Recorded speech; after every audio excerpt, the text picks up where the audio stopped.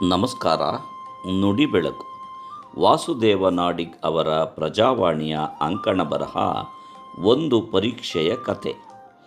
ಮೇಷ್ಟ್ರು ತರಗತಿಯ ಒಳಗೆ ಕಾಲಿಡುತ್ತಲೇ ಒಂದಿಷ್ಟು ಖಾಲಿ ಹಾಳೆಗಳನ್ನು ತಂದುಕೊಟ್ಟು ವಿದ್ಯಾರ್ಥಿಗಳಿಗೆ ಅಚ್ಚರಿಯ ಪರೀಕ್ಷೆ ಬರೆಯಲು ಹೇಳಿದರು. ವಿದ್ಯಾರ್ಥಿಗಳೆಲ್ಲ ಕಕ್ಕಾಬಿಕ್ಕಿ. ಆದರೆ ಮೇಷ್ಟ್ರು ಸ್ವಲ್ಪ ಬಿಗಿ ಆದ್ದರಿಂದ ಯಾರೊಬ್ಬರು ಚಕಾರ ಎತ್ತದೆ ಹಾಳೆಗಳನ್ನು ಪಡೆದುಕೊಂಡರು.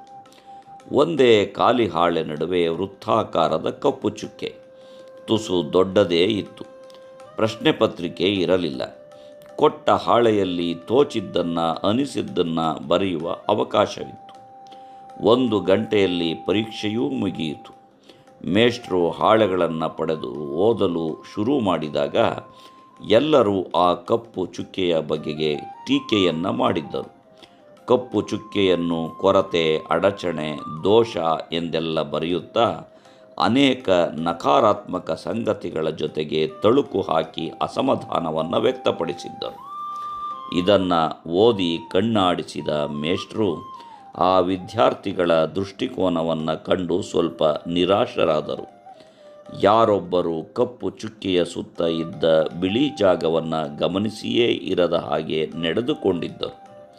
ಹಾಳೆಯಲ್ಲಿ 95% ಭಾಗ ಬಿಳಿ ಭಾಗವೇ ಇದ್ದು 5% ಮಾತ್ರ ಕಪ್ಪು ಚುಕ್ಕೆ ಇದ್ದರೂ ಎಲ್ಲರ ಗಮನ ಕಪ್ಪು ಚುಕ್ಕೆಯ ಮೇಲೆಯೇ. ಅಮೃತ ಸೋಮೇಶ್ವರ ಅವರ ಹೃದಯ ವಚನ ಹೇಳುವ ಹಾಗೆ 9 ಒಳ್ಳೆಯ ಕೆಲಸವನ್ನು ಮಾಡಿ 1 ತಪ್ಪು ಘಟಿಸಿಬಿಟ್ಟರೆ ಜನ ಅದನ್ನೇ ಎತ್ತಿ ಹಿಡಿದು ಜರಿದು ಹೀಯಾಳಿಸುವ ಹಾಗೆ ಈ ಕತೆ. ನೆಗೆಟಿವಿಟಿಗಳನ್ನೇ ಬೆರಳೆತ್ತಿ ತೋರುವ ಮತ್ತು ಕೊರತೆಗಳನ್ನೇ ಮುಂದೆ ಮಾಡುತ್ತಾ ಬಾಳನ್ನು ಜರೆವ ಜನರ ಹಾಗೆ ಈ ದೃಷ್ಟಾಂತ. ಕಪ್ಪು ಕಲೆಯನ್ನು ಹೊರತುಪಡಿಸಿ ಏನಾದರೂ ಬರೆಯಲಿಕ್ಕೆ ಸಾಕಷ್ಟು ಜಾಗವಿತ್ತು ಅಲ್ಲಿ. ಅದನ್ನು ಕಡೆಗಣಿಸಿ ಉಳಿದ ಜಾಗವನ್ನು ಸುಂದರವಾದ ವಿಚಾರಗಳಿಂದ ತುಂಬಬಹುದಿತ್ತು. ಕೊನೆಗೆ ಕಪ್ಪು ಚುಕ್ಕೆಯನ್ನು ಮೂಲವಾಗಿಟ್ಟುಕೊಂಡು ಚಿತ್ರ ರಚಿಸಬಹುದಿತ್ತು.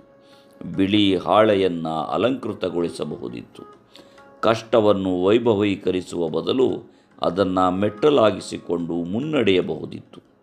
ಇಂತಹ ಯೋಚನೆ ಸೃಜನಶೀಲತೆ ಮತ್ತು ಊರ್ಧ್ವಮುಖಿಯಾಗಿ ಚಲಿಸುವ ಸಾಧ್ಯತೆಯನ್ನು ಪರೀಕ್ಷಕ ಮೇಷ್ಟ್ರು ನಿರೀಕ್ಷೆ ಮಾಡಿದ್ದರು.